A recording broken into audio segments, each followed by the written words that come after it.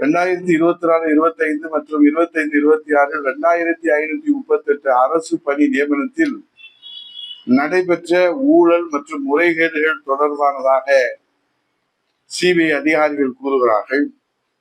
இந்த பணிகளுக்கான நியமன கடிதங்கள் தமிழக முதலமைச்சர் ஸ்டாலின் அவர்களால் கடந்த ஆகஸ்ட் 6ஆம் தேதி வழங்கப்பட்டது.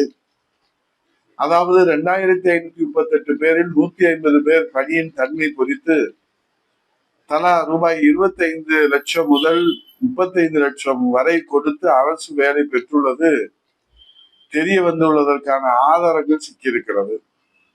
இன்றைக்கு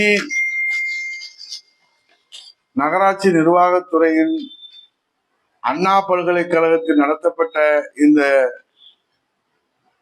தேர்வின் மூலம் லஞ்சம் கைமாறப்பட்டுள்ளது.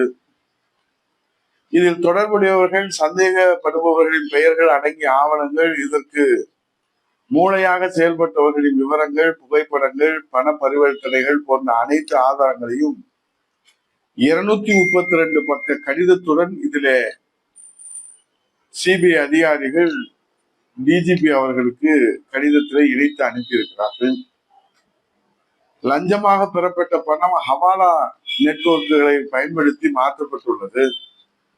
இதன் மூலம் ஆயிரக்கணக்கான தேர்வாளர்கள், ஏழை எளிய நம்பிக்கையோடு காத்திருந்த அந்த இளைய சமுதாயம் ஏமாற்றப்பட்டு அவருடைய நம்பிக்கை சிதைந்து போய் வேலை வாய்ப்பை இழந்துள்ளனர். இந்த அரசு அவர்களுக்கு மிகப்பெரிய துரோகத்தை செய்திருக்கிறது.